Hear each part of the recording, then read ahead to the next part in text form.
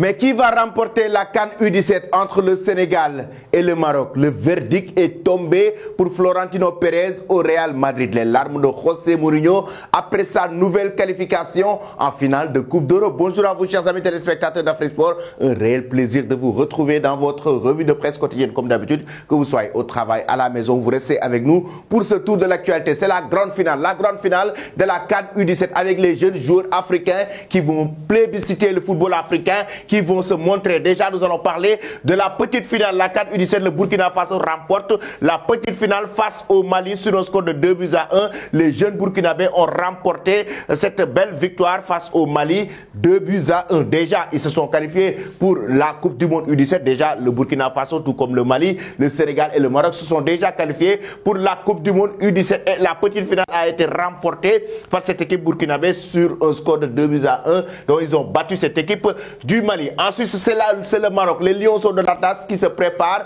pour la grande finale. Comme l'a si bien évoqué le site Lyon de l'Atlas. Oui, les Lionceaux se préparent pour la finale face au Sénégal. Ce sera ce soir une rencontre électrique du moment où les deux équipes ont eu des parcours remarquables et extraordinaires avec cette équipe de jeunes Marocains qui sont très talentueux. Je rappelle bien, très talentueux ces jeunes Marocains. Une belle formation. La formation au Maroc, quoi qu'on puisse dire, est bien réussie. On a vu les joueurs qui se sont plébiscités lors de la dernière Coupe du Monde Qatar 2022. C'est des joueurs, la plupart qui proviennent du centre de formation de l'Académie Mohamed VI, et raison pour laquelle ces jeunes joueurs aussi qui ont reçu une très belle formation sont en train de faire leur preuve sur le plan continental et ils vont affronter une belle équipe du Sénégal. Raison pour laquelle aussi de l'autre côté, oui, la presse sénégalaise qui s'enflamme avec le journal Record qui nous parle de duel de Lionceaux ce vendredi à Alger. Duel de Lionceaux avec le coach du Sénégal qui nous dit on est prêt à mourir pour ce trophée. Remporter ce trophée est important pour cette équipe du Sénégal. Le quotidien Oui Sport nous parle d'une finale inédite, un 5e trophée continental. Attends ce soir Serigne Saliou Dia qui dit on est prêt à mourir pour gagner ce match, pour gagner cette belle finale. Selon vous, chers amis, qui va remporter la finale avec cette équipe d'Amara Diouf face aux Lionceaux du Maroc? Donnez-nous en commentaire le pronostic du match entre Marocains et Sénégalais. Donnez vos pronostics dans cette rencontre. Dites-nous qui va remporter la finale de la CAN U17 entre le Sénégal et le Maroc. Et j'aimerais avoir le pronostic, le score du match. Donnez le score du match en commentaire. Et le match sera en direct sur Afrique Sport, je rappelle bien. De l'autre côté, on ira du côté de l'Italie, avec la presse italienne, la Gazzetta dello Sport et Corriere dello Sport qui s'enflamment sur les rencontres, les demi-finales de l'Europa League et de l'Europa League Conférence qui ont eu lieu hier. Des matchs très importants pour la qualification en finale. Déjà, ce qu'il faut noter, c'est la Juventus de Turin qui tombe face au FC Séville. La Juve a été éliminée, chers amis. La Juve a été éliminée par le FC Séville lors des prolongations. Déjà, pourtant, Vlahovic a marqué le premier but de la Juve à la 65e minute de jeu et c'est le FC Séville qui a égalisé juste avant le dernier quart d'heure de la rencontre. Et lors des prolongations, la première période, le FC Séville a marqué le deuxième but de la rencontre de la partie pour décrocher la qualification. Le FC Séville, je rappelle, qui a remporté 4 fois la Ligue Europa depuis 2014 et oui, et encore une fois en finale de l'Europa League. Le FC Séville depuis 2014 qui connaît très bien cette compétition. Mais les équipes italiennes sont en train aussi de triompher sur le toit du football européen. Pourquoi? Parce que l'AS Roma a décroché une excellente qualification en finale de l'Europa League. Oui, face au Bayern Leverkusen, ils ont su tenir en échec le Bayern Leverkusen. L'AS Roma avait battu au match aller sur un score de 1-0. Au match retour, José Mourinho, the Special One, a su tenir en échec l'équipe du Bayern Leverkusen, 0 but partout. Et l'équipe s'est directement qualifiée en finale de l'Europa League. Une belle finale pour José Mourinho. 2 années successives. L'année dernière, ils ont remporté la Ligue Europa Conférence. Cette saison, encore une fois, ils se qualifient pour la Ligue Europa, l'équipe de l'AS Roma. Mes chers amis, le Corriere dello Sport nous parle de triplé. Un triplé. Pourquoi? Parce que c'est l'Inter de Milan qui se qualifie pour la Ligue des Champions en finale. Parce que par rapport aux équipes italiennes, l'Inter de Milan qui se qualifie en finale de la Ligue des Champions face à Manchester City. Il y a aussi l'AS Roma qui se qualifie en finale d'Europa League face à cette équipe du FC Séville. Il y a la Fiorentina qui s'est qualifiée en finale de Ligue Europa Conférence. Ça veut dire qu'il y a trois équipes italiennes finalistes en Europe, en Coupe d'Europe, chers amis. C'est juste incroyable. Ça reflète ce que je disais par rapport à ces derniers jours. Comment les équipes italiennes sont en train de triompher sur le toit du football européen, sont en train de monter en puissance. En Ligue des Champions, quart de finale, on a assisté à 3 équipes italiennes en quart de finale de la Ligue des Champions. Milan AC, l'Inter de Milan, Napoli. Et là, maintenant, on voit 3 équipes italiennes qui se sont qualifiées en finale de Coupe d'Europe, Ligue des Champions, Ligue Europa, Europa League, Conférence. Juste incroyable. Qui va remporter l'Europa League, chers amis? Qui va remporter l'Europa League? Est-ce que c'est l'équipe de José Mourinho? Qui va remporter la Ligue des Champions, l'Inter de Milan ou Manchester City? La Ligue Europa Conférence, qui va remporter aussi? Est-ce que ce sera Fiorentina? Donnez vos avis en commentaire. Mais nous ferons une fixation sur The Special One, José Mourinho. Les larmes, l'émotion énorme de José Mourinho après la qualification de l'AS Roma en finale de la Ligue Europa. Oui, il était en émotion. Il ne pouvait pas retenir ses larmes, comme vous l'avez vu en image.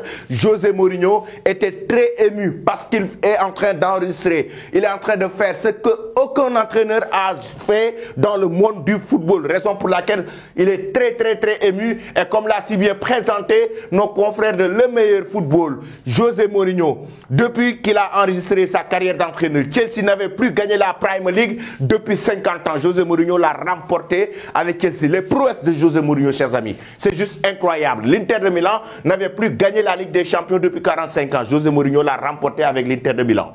On se rappelle de cette belle époque avec des joueurs comme Samuel Eto'o, de Julio César, des joueurs comme Zanetti, d'énormes joueurs qui ont remporté cette belle génération dorée de Materazzi qui a remporté la Ligue des Champions avec l'Inter de Milan. Le Real Madrid n'avait plus gagné la Coupe du Roi depuis 22 ans. José Mourinho l'a remporté avec le Real Madrid. Manchester United n'avait plus gagné la Coupe d'Europe depuis 9 ans. José Mourinho a remporté l'Europa League avec Manchester United.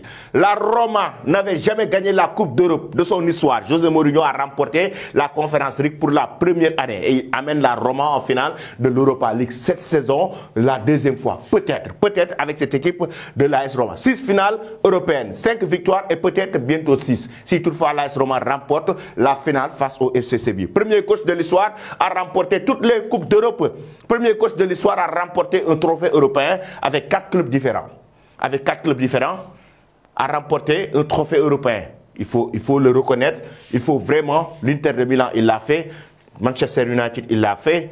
L'AS Roma, il l'a fait. José Mourinho, il faut beaucoup du respect. Mettez du respect sur le nom de José Mourinho. Oui, il faut le respecter. Il faut le respecter. C'est un très grand homme. C'est un très grand monsieur dans ce monde du football. Pensez-vous, chers amis, qu'après la finale de l'Europa League, José Mourinho doit quitter l'AS Roma, rejoindre une équipe nationale ou le Paris Saint-Germain? Parce qu'on sait qu'actuellement, il est convoité, très convoité d'ailleurs, par le club de la capitale française. Doit-il rejoindre le PSG ou une équipe nationale ou rester du côté de l'Italie avec l'AS Roma? Donnez vos avis en commentaire. Ensuite, nous finissons en Espagne avec la presse catalane, Sport et Mundo Deportivo. Déjà, nous venons avec le quotidien Sport qui nous parle de fin de cycle pour certains joueurs du Real Madrid. Fin de cycle pour qui? Pour Karim Benzema, Luka Modric, Toni Kroos, ces cadres de cette équipe du Real Madrid après l'élimination en demi-finale de Ligue des Champions par cette équipe de Manchester City. Oui, le niveau a été énorme. Là où Manchester City a amené le niveau était juste extraordinaire et on a constaté, tout le monde, tous les amateurs du football ont constaté que cette équipe du Real Madrid était en difficulté, surtout au niveau du milieu de terrain, notamment ces 2 cadres au niveau du milieu. Oui, c'est la jeunesse maintenant. Fin de cycle du côté du Real Madrid, ils ne sont pas vieux complètement, mais quand même, lorsqu'on parle de fin de cycle, ça veut dire qu'il y a une nouvelle génération qui arrive, raison pour laquelle le Real Madrid est en train de voir comment recruter des joueurs comme Jude Bellingham au niveau du trident, comment intégrer Kamavinga ou Tchouaméni au niveau du milieu de terrain, parce que c'est la fin de cycle de ces joueurs. En même temps, le Real Madrid est à la recherche d'un attaquant, oui, pour remplacer Karim Benzema d'ici 1 an, du moment où son contrat va se terminer.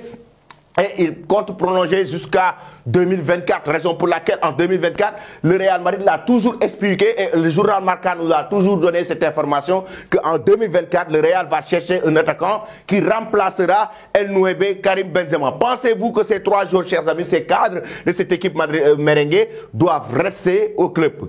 Luka Modric, Toni Kroos, Benzema, doivent-ils rester ou doivent-ils partir? Donnez vos avis en commentaire. Mundo Deportivo, de son côté, nous parle d'un triplé culé. Un triplé de culé. Pourquoi? Ce sont 3 Catalans. 3 Catalans qui ont été juste magnifiques cette saison et qui ont remporté des titres. L'un qui est sur le point de remporter un titre énorme. Déjà avec Lionel Messi, en début d'année, la Pulga a remporté la Coupe du Monde Qatar 2022 avec l'Argentine, l'Albiceleste, la finale face à la France, on se rappelle.